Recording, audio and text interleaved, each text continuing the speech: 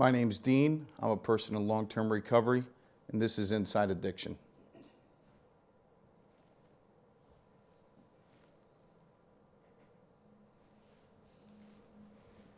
My guest today is Albany County Sheriff Craig Apple. Craig, welcome to the show. Thanks for having me. So Craig, let's talk about current trends and what you're seeing in regards to addiction, arrests, incarceration, crime over the past 18 months. Well, I can go back even a little further than that. Okay.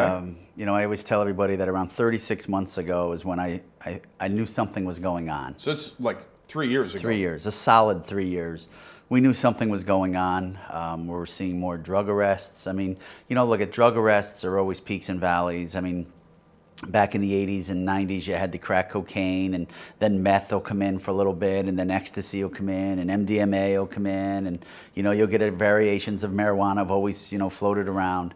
But this heroin, about 3 years ago, came into the area, and it's always lingered in the back, but it was never really prevalent. It was expensive, and all of a sudden it's $6-7 a bag. Now it's maybe $8 to $9 a bag. 25 years ago, it was $25 a bag.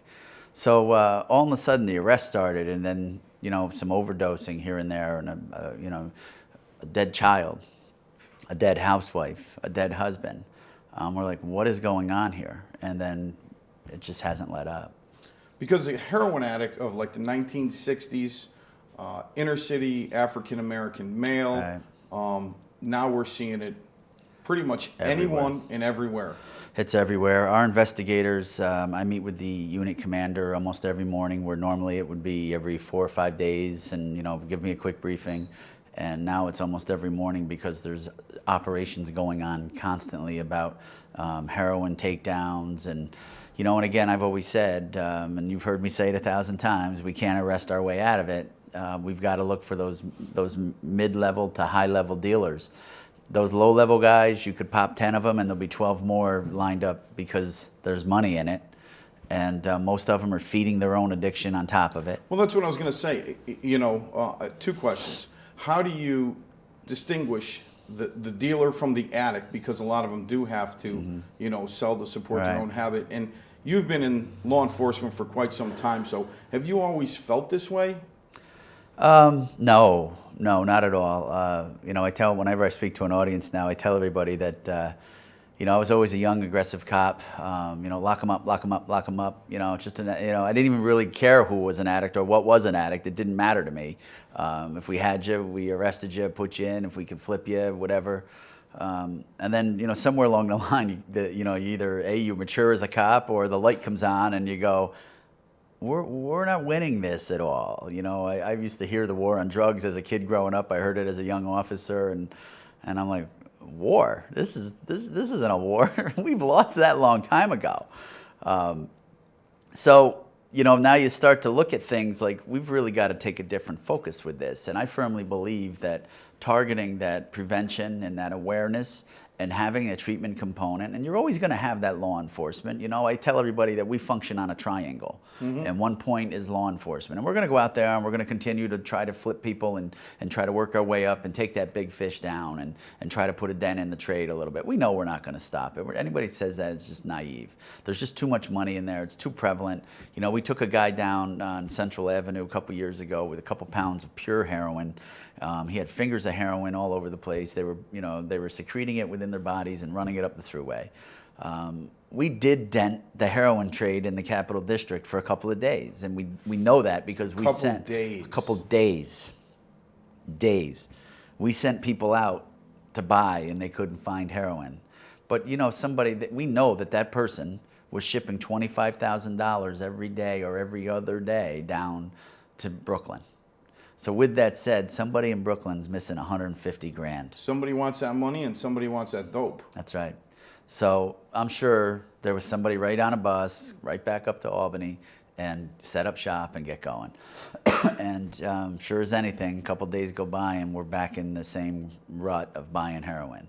So I firmly believe you're not going to arrest your way out of it, but if we can keep people from craving it, and people who are addicted, get them help and get them off of it, I think we then can, in fact, make a difference. And that's what we're really pushing. Even though we're a law enforcement agency, I know we're not going to win it by, like the one slide said, throwing handcuffs on people. We're not going to win that. But we can win it by killing that craving and preventing them from even getting that craving. And we'll talk more about some of the efforts that you've particularly started in Albany County. But yeah, there's two sides to that: protect and serve. Yeah, well, that's what I tell everybody, that you know, you look on the cars and you got the protect and serve, and the protecting is in fact the guys going out there and trying to keep it off our streets and keep our corners clean, and the serving part is the part that I think that a lot of law enforcement needs to work on. And you know, I know what we're doing within the county itself. I think that's really what we're supposed to do, is serve people. And I think one way of serving people is trying to get people to live a clean and healthy life. And again, stop that craving and stop that addiction.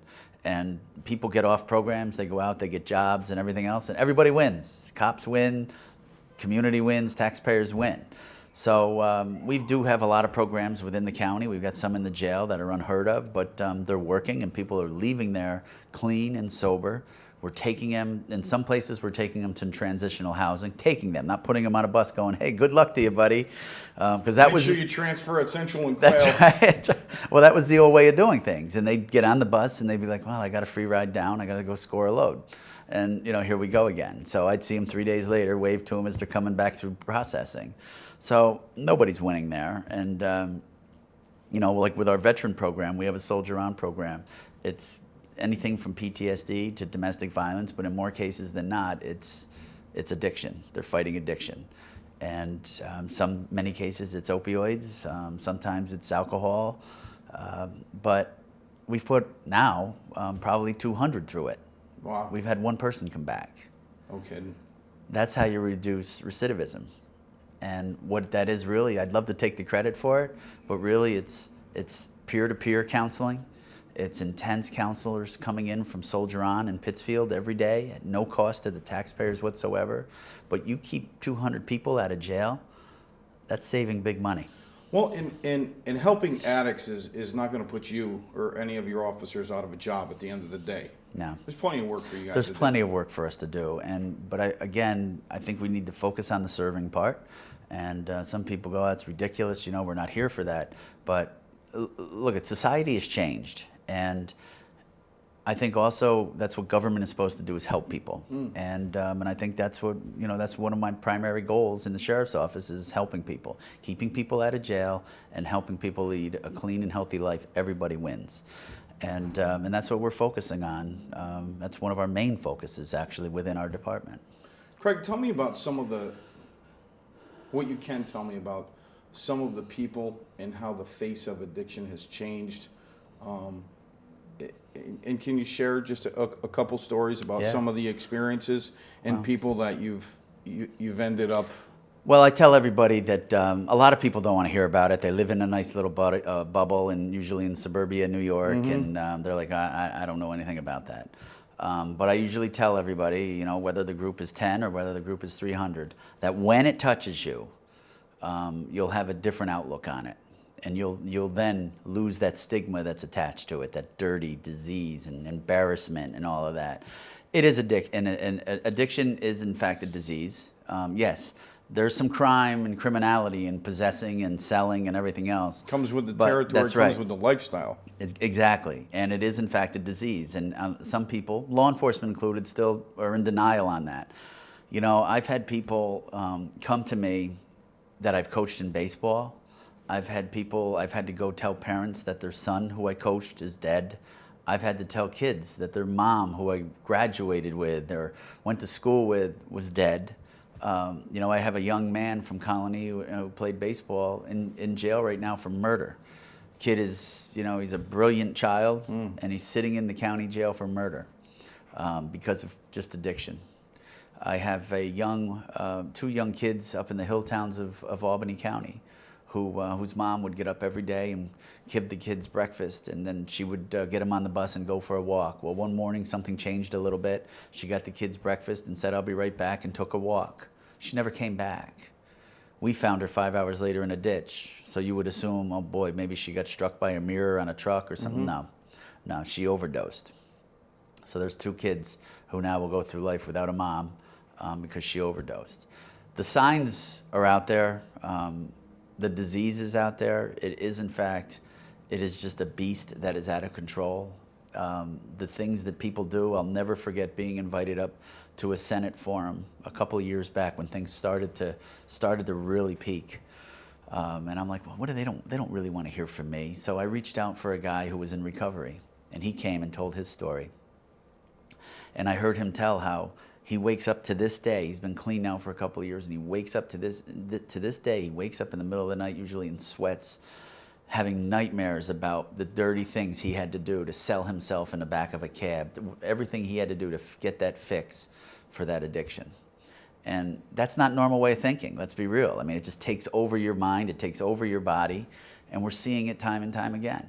I mean, we talked briefly about open up the paper. I look at the obituaries every morning, and I look for the suddenlies. Died suddenly, 20 years old. And I don't think more than one day will go by where you don't see that. Mm-hmm. Died suddenly. So people need to get past that stigma. They need to really focus on what their kids are doing. They really need to pay attention, get involved in their kids' lives, get involved in your mom and dad's lives, get involved in your siblings' lives, because it could be anybody. I remember one fella coming up to me one day after we left a forum and said, I know you focus on young kids, but old people have issues too. And I'm like, what do you mean? And it was about Senior Hope. And Brian was, he was chastising me for not taking care of the elderly the way that we should have regarding addiction. And I'm going, I can't imagine a grandma or a grandpa having an addiction issue, but they do. They get lonely, they'll get depressed, they'll take pills, whatever, from an injury, whatever the case may be. And this drug is just out of control. Let's talk about some of the programs you've implemented in the Albany County Jail. One of them is called the SHARPS program. Yeah, the SHARP program is a great program. We're very proud of it. It really is what it is, Dean, is it's a spin-off of the Soldier On program. And again, we've put 200 plus through, and we've had one come back. And the one that came back, honestly, isn't really fair because he was trying to manipulate the system, But anyway, we'll take the hit on the one. But the SHARP program is when somebody comes into the jail, we ask them, have you used drugs? Do you have addiction issues? Are you an addict? And if they say yes, do you want a shot at leading a clean and healthy life? And if they agree to it, we move them down to the SHARP wing where they go through an initial assessment. The SHARP wing holds about 20 to 25 people. I think 25 is the max. So you've taken a whole wing of the Albany County Jail, and it's Right. just people that are seeking treatment and recovery from substance use disorder? Yeah, and I don't really care about what your charge is. Mm-hmm. What I care about is, are you serious about wanting help? And then we'll go through a brief classification and assessment. We'll put them in there, and they can do peer-to-peer counseling again. We have a treatment facility that comes in, and they provide intense counseling. So you actually have substance abuse counselors in the jail? We have them in the jail. We have basically we have our own treatment center inside the jail. The problem that we have, Dean, is that a county jail, I could have you for 3 days, I could have you for 3 months. Mm-hmm. So what I try to do is get these guys clean, get them sober, getting them in that I want to stay clean mode, and then try to be a feeder program for like drug court or something to that effect. I mean, ideally, I'd love to keep these people for 6 months, but sometimes I can't. And then what we do is once they're clean and they're healthy, and just before they get out, we ask them if they would want to participate in our Vivitrol program.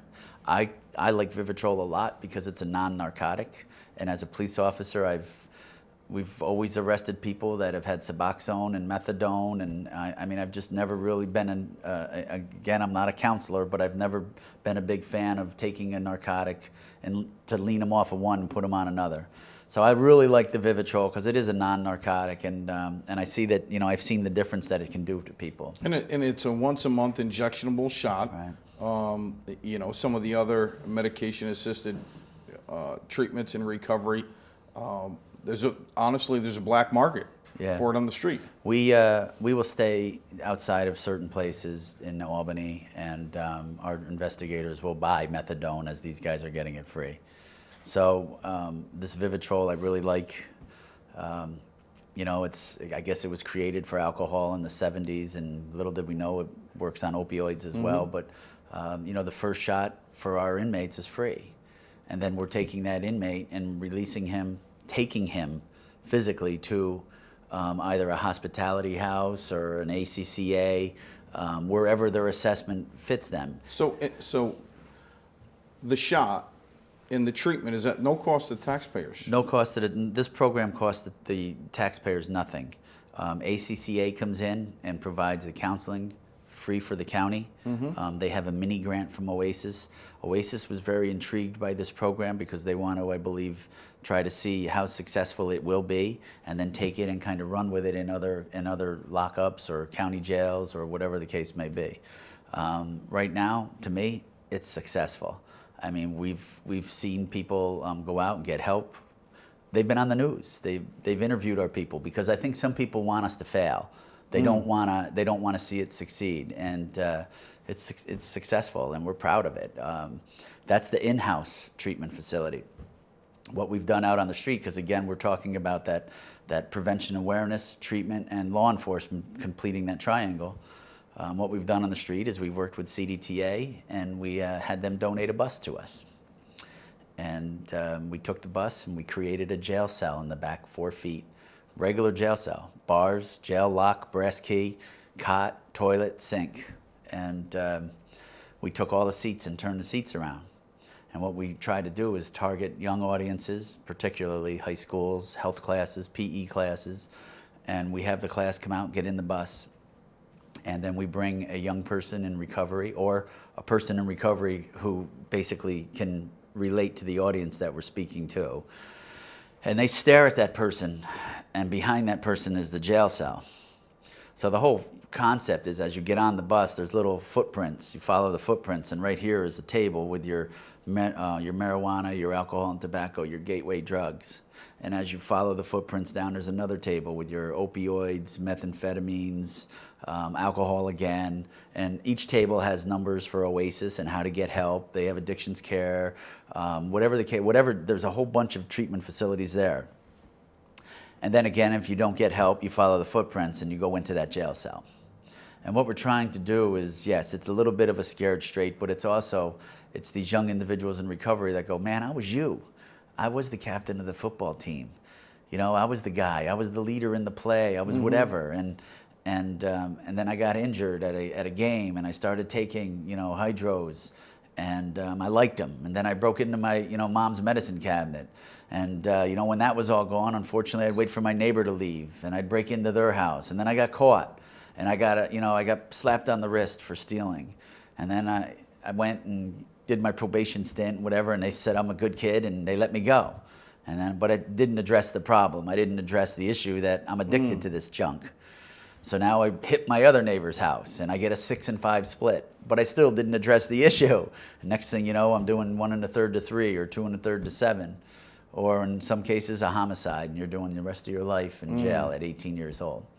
And this could happen to anybody, man. I mean, we know the stats of 30-some%, 32, 34, I don't know, get addicted first-time use.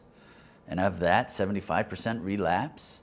I mean, there's not much room for error there. And so I really think we need to focus on staying off it. But if you're on it, we got a plan for that too. So that's what we're doing. And I think we've been successful with it. But I think that people need to really focus on paying attention to what's going on around you. I mean, this is bad stuff, and it's destroying. It's spreading at a catastrophic rate. And everybody said, my God, you're going to scare people. I want them scared. I want them scared because I've never seen a drug take over a life like heroin has in so many cases of picking up young kids, picking up moms, picking up dads, brothers, whatever the case may be. And, in the other program that we do as well, if you're going to use, we train the inmates in Narcan. We have Catholic Charities come in, which is a great organization. Unfortunately, Narcan, when we first started to get it, was like $14 a kit. And then somebody said, oh my God, law enforcement needs this stuff, and now it's $30 a kit. So Catholic Charities, God bless them, has been nice enough to come up with kits. They train the inmates in how to use it. And if you go through the training, when you get out, you get the little blue Narcan kit. So maybe they can save, And I don't think they can do it to themselves, but maybe they can save their partner's life or somebody walking down the street or whatever the case may be. Or if, God forbid, they do relapse or something, maybe somebody can use their kit to save them. Craig, do you think we've peaked with the heroin epidemic? Not at all. Not at all. I think It's going to get worse? I don't want to say it's going to get worse. I just don't see it getting any better yet at all. There's not the slightest sign of getting better because there's too much darn money in it. And people are thriving on that. And they don't care about the loss of life. They're mixing this stuff with fentanyl, which is a deadly cocktail. They're mixing it now with a veterinarian drug down in Jersey. You know, every time I hear this around us in like a contiguous county or something like that, I'm like, oh, please, Lord, don't come into Albany County. Stay out of our county. Stay out of our state.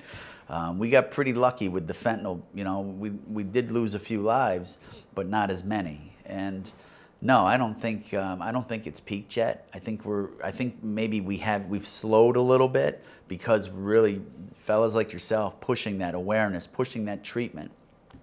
And I think that has made a difference, but I think we're still on a steady incline up because there's just too darn much money in this. And I don't think that the state has done enough. I'm very critical of them, and I think with just cause. Look, we're just a county, and the main reason we created the SHARP program was because we felt the state was stuck in the mud, and therefore we were stuck in the mud.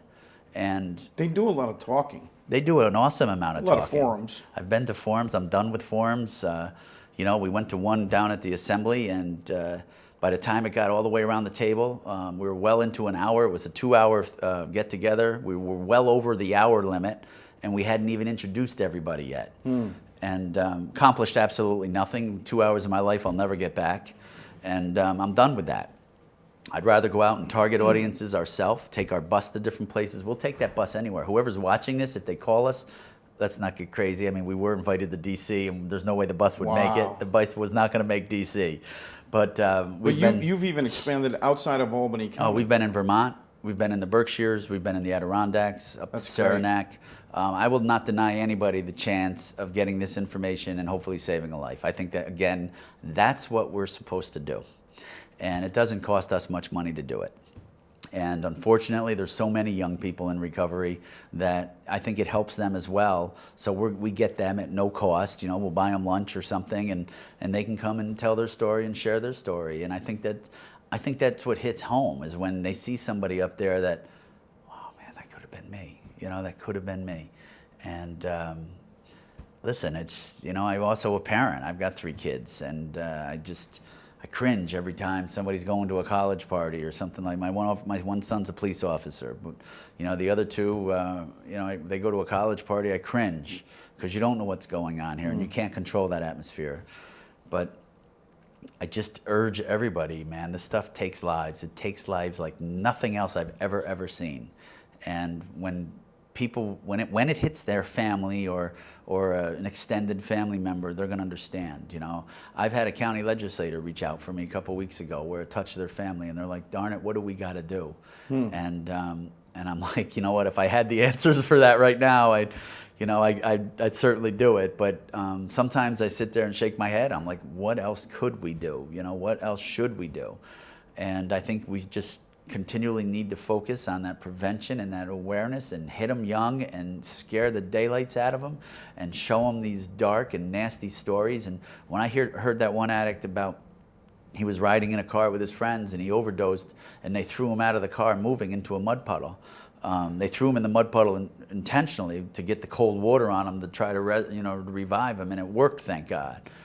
But when he tells the stories of the things he needed to do to get those few dollars for that alone should make somebody think about, what the heck am I doing before I do it?